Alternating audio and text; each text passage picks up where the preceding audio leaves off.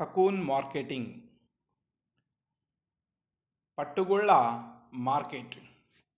ఈ పాఠ్యాంశము ద్వితీయ సంవత్సరపు సెరికల్చర్ విద్యార్థులకు 3వ పేపర్ అయిన పోస్ట్ కకూన్ టెక్నాలజీ నందు ఉన్న పాఠ్యాంశం. ఈ పాఠ్యాంశము కకూన్ మార్కెట్ అంటే ఉత్పత్తి చేసిన పట్టుగూళ్ళను ఏ విధంగా వాటిని విక్రయించాలి, మార్కెట్ చేసుకోవాలి అను అంశము. వివిధ మార్కెట్ల లాగానే అంటే వెజిటబుల్ మార్కెట్ అంటే కూరగాయల మార్కెట్ లాగానే మన పట్టుగూళ్ళ మార్కెట్ కూడా ఉంటుంది. అయితే పట్టుగూళ్ళ మార్కెట్కి మన కూరగాయల మార్కెట్కి తేడా ఏంటి అంటే, పట్టుగూళ్ళ మార్కెట్లో పట్టు రైతులందరూ వారు ఉత్పత్తి చేసిన గూళ్ళను తీసుకుని వస్తారు. అక్కడ ప్రభుత్వ ఉద్యోగుల సమక్షంలో రీలర్స్ అంటే దారం తీసే వారు సమక్షంలో యాక్షన్ మొదలవుతుంది. ఆ విధంగా క్రయ విక్రయాలు ప్రభుత్వం మీడియా అంటే మధ్య దళారీగా ఉండి రైతుకు నష్టం కలగకుండా రైతుకు తగినంత ధనం ప్రభుత్వం వారు రీలర్ల నుండి తీసుకున్న ధనాన్ని రైతులకు ముట్టజెప్తారు. ఈ విధంగా చేయడం వల్ల రైతులు లబ్ధి పొందుతారు.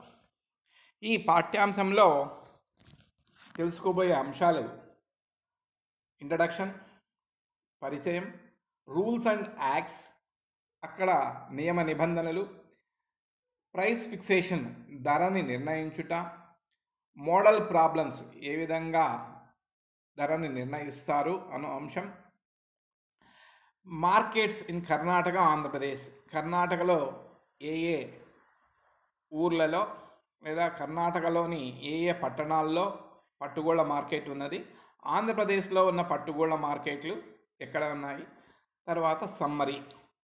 ఈ పాఠ్యాంశాలని మీకు కింది విధంగా వివరించడం అయినది. ముందుగా ఇంట్రడక్షన్. పట్టుగూళ్ళ మార్కెట్లు 2 రకాలు. అవి ఒకటి విత్తనగూళ్ళ మార్కెట్ అని ఒకటి, వాణిజ్యగూళ్ళ మార్కెట్ అని ఒకటి. రైతులు ఉత్పత్తి చేసిన పట్టుగూళ్ళను పట్టుగూళ్ళ మార్కెట్ నందు మాత్రమే విక్రయించాలి, బయట ఎక్కడ విక్రయించకూడదు. కొనుట అమ్ముట అనేది నేరం, అంటే మార్కెట్ వెలుపల. పట్టుగూళ్ళ మార్కెట్ వలన ఉద్దేశం ఏంటి అంటే, ఈ మార్కెట్ వలన రైతు ఉత్పత్తి చేసిన పట్టుగూళ్ళను ప్రభుత్వ పట్టు పరిశ్రమ శాఖ వారు నిర్వహించుచున్న మార్కెట్ నందు విక్రయించడానికి సౌలభ్యం ఉంటుంది. ఎలాంటి మోసం జరగదు, ఉత్పత్తికి తగ్గ ధర లభిస్తుంది.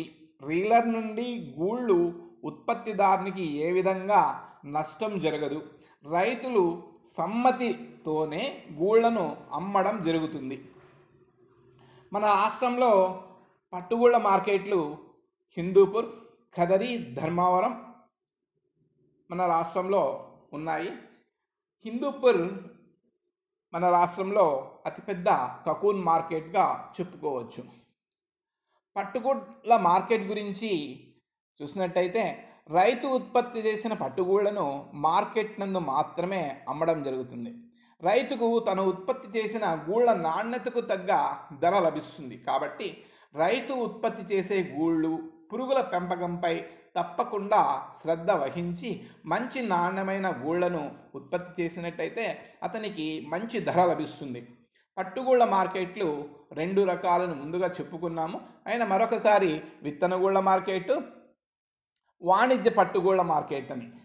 మార్కెట్ల యొక్క ప్రాముఖ్యత చూసినట్టయితే, రీలర్ నుండి రైతులు మోసపోకోకుండా ప్రభుత్వ పట్టు పరిశ్రమ శాఖ వారు మధ్యవర్తిగా వ్యవహరించి రైతు ఉత్పత్తి చేసిన నాణ్యమైన గూళ్ళు ఆధారంగా ధర వచ్చేలా సెంట్రల్ సిల్క్ బోర్డ్ సిఎస్బి వారు మరియు ప్రభుత్వ పరిశ్రమ లేదా ప్రభుత్వ పట్టు పరిశ్రమ శాఖ వారు మార్కెట్ నిర్వహించడం జరుగుతుంది. అంతేకాకుండా పట్టు పరిశ్రమ శాఖ వారు రీలింగ్ పరిశ్రమ నెలకొల్పాలి. వారికి కావలసిన గూళ్ళు రైతుల వద్ద నుండి కొనుగోలు చేస్తారు కాబట్టి మార్కెట్ నందు పోటీతత్వం ఉంటుంది. దీనివలన రైతుకు సరైన గిట్టుబాటు ధర లభిస్తుంది.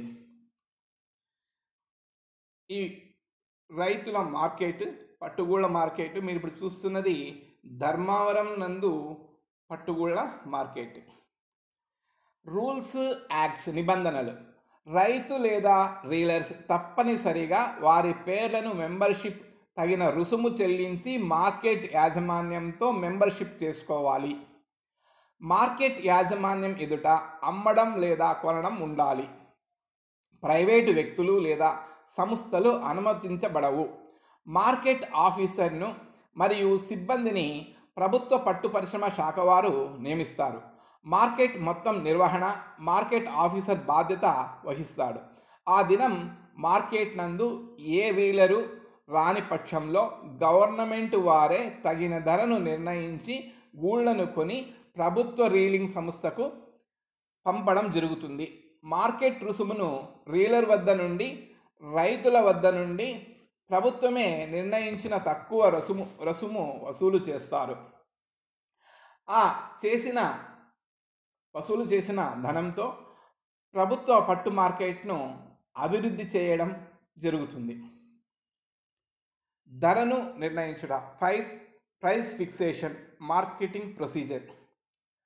ధరను CSR and TI central sericulture research and training institute వారు కొన్ని స్థిర విలువలను ప్రయోగపూర్వకంగా కనుగొని షెల్ నిష్పత్తిని ఆధారంగా రెండిటాను లెక్కిస్తారు.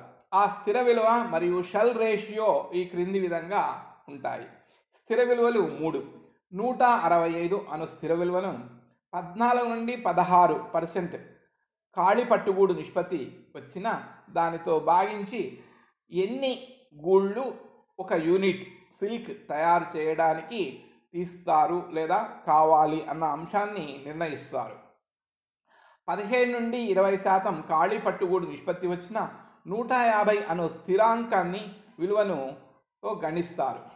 21 నుండి 23% షెల్ నిష్పత్తి వచ్చిన 133 స్థిర విలువతో లెక్కించి దానిని రెండిటా లెక్క కడతారు. అంతేకాకుండా గూళ్ళ ఉత్పత్తిలో చెడుగూళ్ళ శాతం కూడా ప్రముఖ పాత్రను పోషిస్తుంది. కాబట్టి 5% కన్నా చెడుగూళ్ళు ఎక్కువగా ఉన్నట్టయితే నేరుగా 5% ఎక్కువైనా వాటిని కలిపి ధరను నిర్ణయించడం జరుగుతుంది. రెండిటాను లెక్కించుట. ఉదాహరణ 22% షెల్ రేషియో వచ్చిన 133/22 6 అనగా 1 కిలో ముడిపట్టు ఉత్పత్తి చేయడానికి 6 కిలోల పట్టుగూళ్ళు అవసరం అవుతాయి. 1 కిలో ముడిపట్టు ధర 900 రూపాయలైన 900/6 150 రూపాయలు అనగా 1 కిలో పట్టుగూళ్ళు 150 రూపాయలు అవుతుంది. ధరను ప్రభుత్వం కాలానుగుణంగా మరియు డిమాండ్ బట్టి ధర ఎక్కువ లేదా తక్కువ చేయడం జరుగుతుంది. ఇందుకు నిర్దిష్ట లేదా నిర్ణీత ధర మరియు నిర్దిష్ట గూళ్ళ సంఖ్యను నిర్ణయిస్తారు. తర్వాత రైతు ఉత్పత్తి చేసిన గూళ్ళ సంఖ్య ఆధారంగా ధరను లెక్కించి రైతుకు రావాల్సిన మొత్తాన్ని చెల్లించడం జరుగుతుంది. పట్టుగూళ్ళ ధరను లెక్కించుట. A/B/C అంటే ఏ స్టాండర్డ్ ధర 200 రూపాయలు అనుకున్న స్టాండర్డ్ గూళ్ళ సంఖ్య 1 కిలోకు 650, రైతు ఉత్పత్తి చేసిన గూళ్ళ సంఖ్య.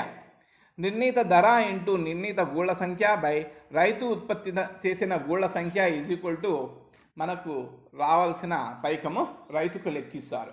ఉదాహరణకు శివన్న అనే రైతు మల్టీవోల్టైన్ సంకర జాతికి చెందిన గూళ్లను ఉత్పత్తి చేసినాడు. 1 కిలో గూళ్లను తూకం చేయగా 850 గూళ్ళు వచ్చినవి. స్టాండర్డ్ నిర్ణీత గరిష్ట ధర 140 రూపాయలు మరియు నిర్ణీత గరిష్ట పట్టుగూళ్ళ సంఖ్య 1000 అయిన శివన్నుకు వచ్చే ధర లెక్కించగా నిర్ణీత గరిష్ట ధర 140 రూపాయలు ఏగా తీసుకున్నాము.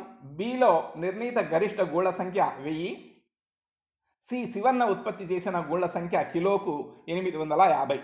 A/B/C అంటే నిర్ణీత ధర ఇంటూ నిర్ణీత గూళ్ళ సంఖ్య బై రైతు ఉత్పత్తి చేసిన గూళ్ళ సంఖ్య.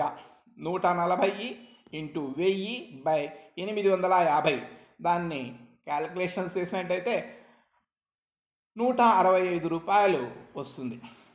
శివన్నకు లభించిన ధర కిలోకు 165 రూపాయలు. ఈ విధంగా ధరను నిర్ణయించడం జరుగుతుంది. యాక్షన్ ఇన్ కకూన్ మార్కెట్, ఏ విధంగా యాక్షన్ చేయడం జరుగుతుందన్నది. మార్కెట్కి ప్రతిరోజు ఉదయం 10 గంటల లోపు పట్టుగూళ్లను తీసుకుని వస్తారు. మార్కెట్ నందు ఒక ప్రభుత్వ అధికారి నిర్వాహకునిగా నియమింపబడి ఉందురు. వారి సంరక్షణలోనే వాళ్ళ పట్టుగూళ్ల యాక్షన్ జరుగుతుంది. వారి క్రింద మరింత మంది టెక్నికల్ ఉద్యోగులు ఉంటారు. వీరు ఆ దినం వచ్చిన గూళ్లకు బీడింగ్ రసీదులో బిడ్డింగ్ రసీదులో పట్టుగూళ్ళు రైతు యొక్క పాస్బుక్ నంబరు, రైతు పేరు, ఊరు, చిరునామా, డిఎఫ్ఎల్ఎస్ సంఖ్య వివరాలు నమోదు చేసి రైతులు తెచ్చిన గూళ్ళ లాట్ నందు, అంటే రైతులు ఉంచుకున్న కుప్ప, అంటే కకూన్ల కుప్ప రాసినందు ఉంచుతారు. గూళ్ళు కొనుగోలు చేయు రీలర్లు నిబంధనల మేరకు మార్కెట్ రుసుము చెల్లించి మెంబర్లుగా నమోదు చేయించుకోవాలి. మరియు గూళ్ళు కొనుగోలు చేయడానికి డబ్బులను ముందుగానే మార్కెట్ ఆఫీసర్ వద్ద జమ చేయవలెను. ఆక్షన్ లేదా వేలం అందురు. రీలర్లు ఆ దినం 11 గంటల సమయంలో రైతుల సమక్షంలో మార్కెట్ ఆఫీసర్ నిర్ణయించిన కనీస మద్దతు ధరను ప్రకటిస్తారు. ఆ తరువాత రైతుల గూళ్ళ నాణ్యతను బట్టి ఏ రీలర్ ఎక్కువగా పలుకుతారో ఆ రైతు సమ్మతితో గూళ్లను విక్రయిస్తారు. ఒకవేళ రైతుకు ఇష్టం లేనట్టయితే గూళ్లను మరొకసారి ఆక్షన్ వేస్తారు, లేదా వేరే ఇతర మార్కెట్కు తీసుకుని వెళ్ళే అవకాశం కూడా ఉంటుంది. ఈ విధంగా ఆక్షన్ రైతులు తెచ్చిన గూళ్ళను అన్ని లాట్లను అన్నింటినీ నిర్వహించిన తర్వాత గూళ్లను తూకం వేసి రైతుకు రావాల్సిన పైకాన్ని లేదా సొమ్మును లెక్కించి మార్కెట్ నిబంధనల మేరకు రైతు వద్ద నుండి 1% రుసుమును తీసుకుని రైతుకు రావాల్సిన సొమ్మును రైతుకు చెల్లించి సంతకం తీసుకుంటారు. ఈ విధంగా ఆక్షన్ అనేది జరుగుతుంది.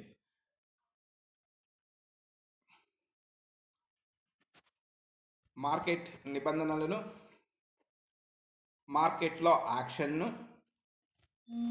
మార్కెట్ యొక్క ప్రాముఖ్యతను మీరు క్షుణ్ణంగా తెలుసుకున్నారు.